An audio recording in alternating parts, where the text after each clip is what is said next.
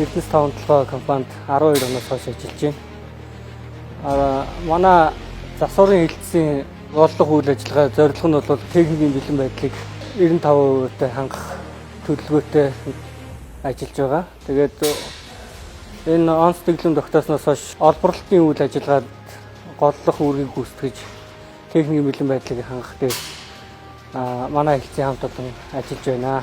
Манай компани байгуулагдсанаас хойш одоо 13 дахь жилдээ ажиллаж байна. Тэгээд энэ хугацаанд одоо 23 онд шинэ кемп ашиглалтанд орж одоо амьдрах орчин нөхцөл сайжрлаа.